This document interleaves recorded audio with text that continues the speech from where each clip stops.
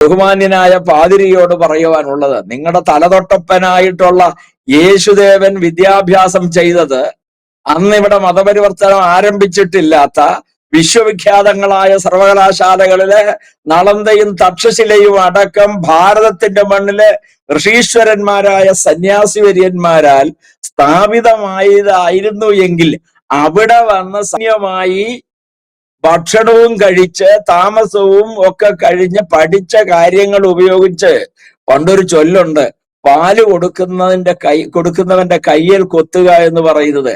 അതേമാതിരിയുള്ള പ്രയോഗമാണ് ഇവിടെ വന്നിട്ട് ആ സംസ്കാരത്തെ നളന്തയും തക്ഷശിലയും ഒക്കെ തീയിട്ട് നശിപ്പിച്ച് അവിടുത്തെ അമൂല്യങ്ങളായ രത്നശേഖരങ്ങളായിട്ടുള്ള ആ ഗ്രന്ഥശേഖരങ്ങളെല്ലാം തന്നെ തട്ടിക്കൊണ്ടു പോയിട്ട് ഇന്ന് ഇവിടെ വന്ന് കൊല്ലക്കുടിയിൽ സൂചി വിൽക്കാൻ വന്നെന്ന് പറയുന്ന ഒരു പഴഞ്ചൊല്ലിനെ അന്വർത്ഥമാക്കുമാറ് ഇവിടെ വന്ന് നീയൊക്കെ വിദ്യാഭ്യാസം ചെയ്യുന്ന ഞങ്ങളുടെ ഔദാര്യമാന്ന് പറഞ്ഞ അച്ചോ, അങ്ങ് മഗ്യമ്മയുടെ അടുത്ത് പോയി പറഞ്ഞാൽ മതി, ഇവിടെ ഇറക്കേണ്ട കാര്യമൊന്നുമില്ല. നാം ആലോചിച്ച് നോക്കണം, എത്ര ബാലിശമായ പ്രവർത്തനങ്ങളാണ് പറയുന്നത്.